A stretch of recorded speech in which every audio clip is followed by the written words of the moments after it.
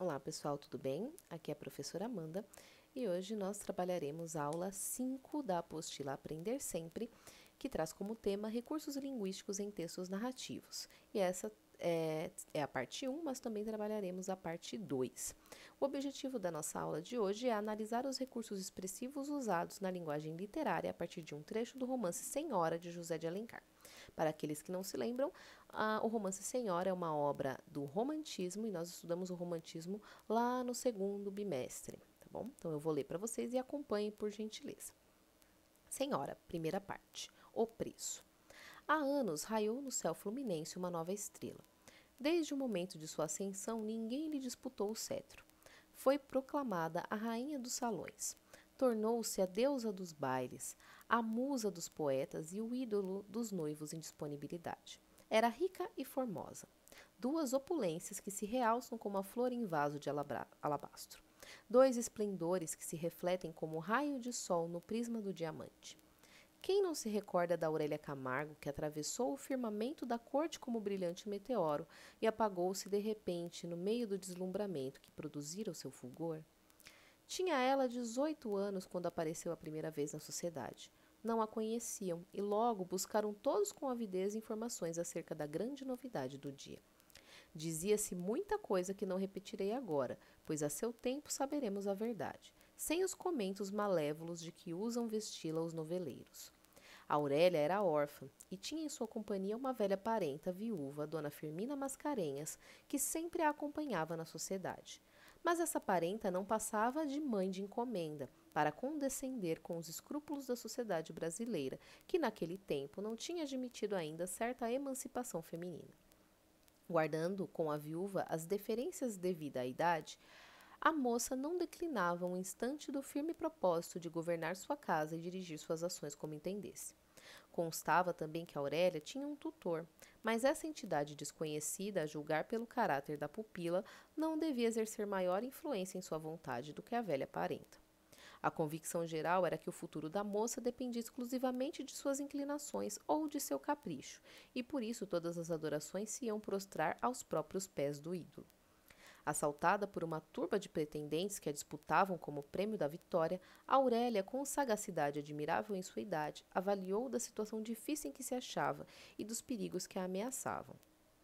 As revoltas mais impetuosas de Aurélia eram justamente contra a riqueza que lhe servia de trono e sem a qual nunca, por certo, apesar de suas prendas, receberia como rainha desdenhosa a vassalagem que lhe rendiam.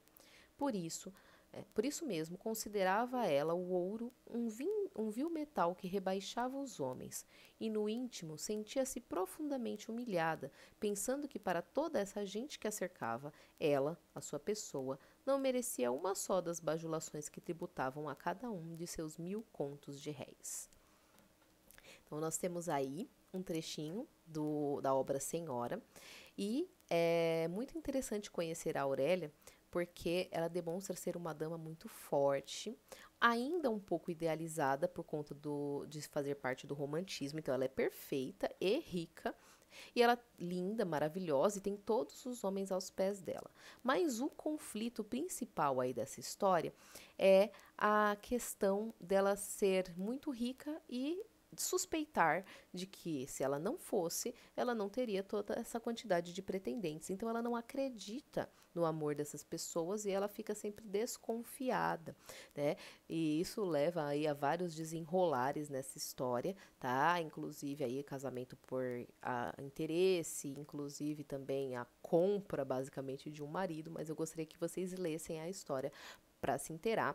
Essa história já virou filme, novela, série, e é muito interessante que vocês conheçam, tá bom? É uma obra muito rica e muito, muito, muito boa. Então vamos lá. Eu vou explicar as questões, não vou dar as respostas ainda, tá bom? Questão 1. Quais adjetivos são usados para descrever Aurélia? Lembrando que adjetivos são palavras que descrevem, que trazem características de um personagem, de uma pessoa, de um objeto e assim sucessivamente. Então, quais são as características? Quais são as palavras que no texto são usadas para descrever a personagem Aurélia? Eu quero que vocês escrevam aí. Depois vocês vão completar essa tabela. Olha lá, uma comparação e uma metáfora. Professora, como assim? Vocês vão procurar, né, preencher essa tabela com do lado aqui nós temos todas as comparações e do outro lado vocês vão colocá-las em formato de metáfora. Vamos lá. Qual que é a diferença entre a metáfora e a comparação? Ambas têm como função trazer aí uma comparação mesmo, trazer uma proximidade, tá, entre um objeto que tenha a mesma característica que o outro. Por exemplo, a menina é uma flor. Eu tô dizendo aí que ela é bonita, delicada e tal, né? Então, a característica da flor eu aproximo da menina. Então, a menina é uma flor.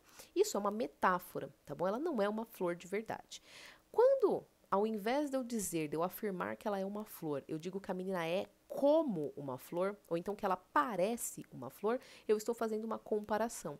Então, qual que é a diferença entre a metáfora e a comparação? Na metáfora, eu vou usar uma afirmativa, e na comparação, eu uso palavras de comparação, como, tal qual, igual, parece. Então, nós temos aí uma versão, tá, de comparação, e vocês vão transformá-la em metáfora. Lembrando que na comparação eu uso as palavras de comparação, que nem tá aqui, ó, como, e na metáfora eu não uso, eu afirmo. Olha só, duas opulências, ser rica e formosa, que se realçam como a flor em vaso de alabastro. E aqui eu coloquei aqui, ó, as duas opulências são flor em vaso de alabastro, tá vendo? Então, em vez dele falar que elas são como, tá, realçam como a flor, eu digo que elas são a flor. Tá? Então, eu quero que vocês façam isso, completem para fazer essa alteração de comparação para a metáfora. E aí tá lá. 3. De acordo com o exercício anterior, qual a diferença entre comparação e metáfora? Se vocês prestaram atenção na minha explicação, vocês já têm essa resposta. Muito bem? Então, vamos lá. Aula 6. Recursos linguísticos em texto narrativo, parte 2. Então, nós vamos continuar aí com essa explicação. Tá? Vocês vão responder, mas a gente ainda tem mais um pouquinho de aula. Objetivo da aula: analisar os recursos expressivos usados na linguagem literária a partir de um trecho do romance Senhora, de José de Alencar. Então, mais um trechinho aí. Noite de núpcias de Aurélia e Fernando. Então, a gente já sabe que ela casou, né, gente? Então, vamos lá. Seixas ajoelhou aos pés da noiva. Tomou-lhe as mãos, que ela não retirava, e modulou o seu canto de amor. Essa ode sublime do coração, que só as mulheres entendem, como somente as mães percebem o balbuciar do filho. A moça, com o talhe languidamente recostado no espaldar da cadeira, a fronte reclinada, os olhos coalhados em uma ternura maviosa, escutava as falas de seu marido. Toda ela se embebia dos eflúvios do amor, de que ele a repassava com a palavra ardente, o olhar rendido e o gesto apaixonado.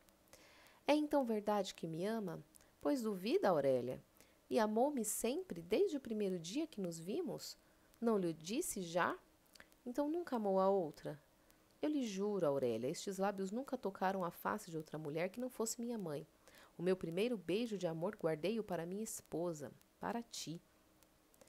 Soerguendo-se para alcançar-lhe a face, não viu Seixas a súbita mutação que se havia operado na fisionomia da sua noiva. Aurélia estava lívida e a sua beleza radiante há pouco se marmorizara. Ou de outra mais rica, disse ela, retraindo-se para fugir ao beijo do marido e afastando-o com a ponta dos dedos.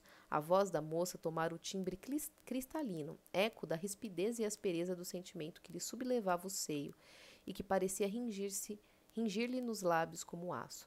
Aurélia, que significa isto? Representamos uma comédia na qual ambos desempenhamos o nosso papel com perícia consumada.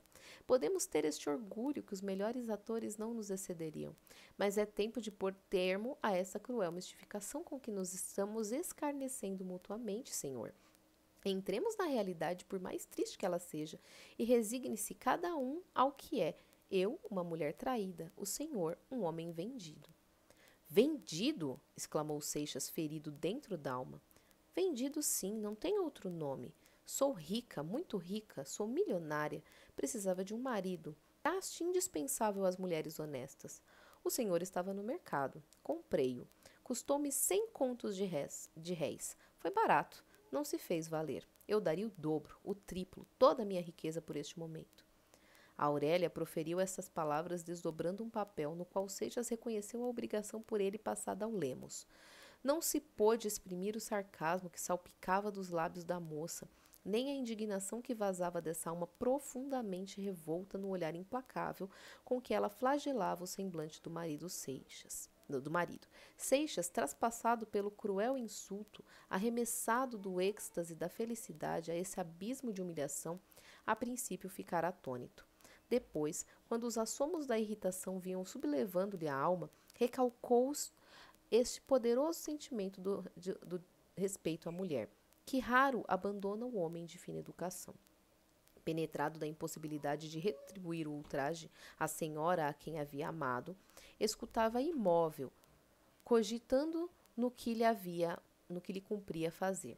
Se matá-la a ela, matar-se a si, ou matar a ambos.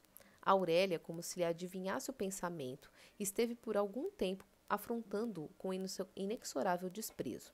Agora, meu marido, se quer saber a razão por que o comprei de preferência a qualquer outro, vou dizê-la, e peço-lhe que me não interrompa. Deixe-me vazar o que tenho dentro desta alma e que há 1 ano a está amargurando e consumindo. A moça apontou a Seixas uma cadeira próxima. Sente-se, meu marido.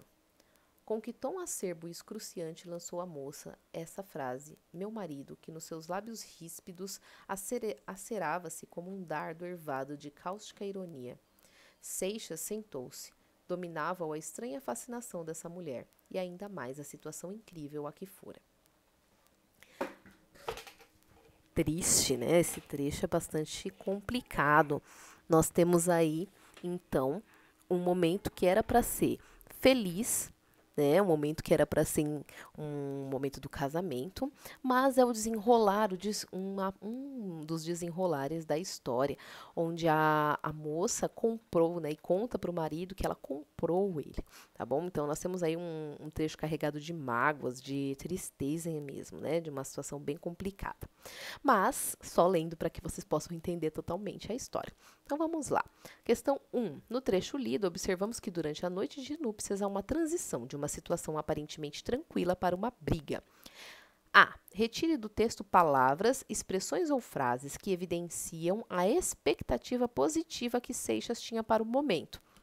Então, vocês vão pegar lá no texto, né, lá no começo do texto, algum trecho que demonstre aí que estava indo bem e que o Seixas estava esperando que aquilo fosse algo mais legal, algo mais romântico e não esse momento que se tornou aí desagradável, tá bom?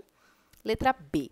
Agora transcreva outras passagens que mostram o momento exato em que Seixas se dá conta de que sua expectativa não se realizará. Então, que mostrem aí que, na verdade, a situação não é nada favorável e que ele vai ter aí um problema com a esposa, né? Que a esposa não estava aí tão feliz e favorável, tá bom? Questão 2. Para construir a transição na narrativa, José de Alencar fez uso de recursos expressivos muito comuns nos textos literários da época, como descrição detalhada, com uso de adjetivos ou locuções adjetivas. Veja alguns exemplos retirados do texto. Olha lá, adjetivos, ó. Olhos coalhados, inexorável desprezo, tom acerbo e excruciante, eflúvios de amor. Então, eu quero que vocês pesquisem no dicionário as definições desses termos que estão em negrito, tá? O que significa, e anotem aqui nesse espaço, tá bom? E aí, a letra B. Qual efeito de sentido o uso de adjetivos e locuções adjetivas provoca na descrição da narrativa? Só um adendo. Adjetivos são palavras que transcrevem aí a característica de um personagem, ou de um objeto, ou de uma situação, tá bom? São palavras que trazem aí características, e locuções adjetivas têm a mesma função, só que elas são a junção de 2 ou mais palavras para formar aí um sentido só, tá? Então, eu quero que vocês escrevam qual é a função, para que eles servem, que efeito eles causam aí no texto. Então, primeiro vocês vão pesquisar o significado das palavras e depois explicar qual é o efeito que elas causam aí nessa narrativa, na descrição. Quando eu descrevo num texto um personagem e coloco esses adjetivos, o que eu causo? Tá bom, pessoal? Então é isso. Eu espero que vocês tenham gostado e tenham entendido. Caso fique alguma dúvida, por favor, entre em contato comigo via WhatsApp nos horários de atendimento da aula. Lembrem-se de comentar, de mandar a lição para mim, porque isso vale ponto de participação e vale também a presença de vocês. Então, não participar também conta falta, tá bom, pessoal? Então, prestem bastante atenção e não deixem de estudar, tá bom? É muito importante para que vocês possam dar prosseguimento aí nos seus estudos, no seu conhecimento, que vocês façam todas as atividades. Qualquer dúvida, estou à disposição. Um abraço e até a próxima. Tchau, tchau!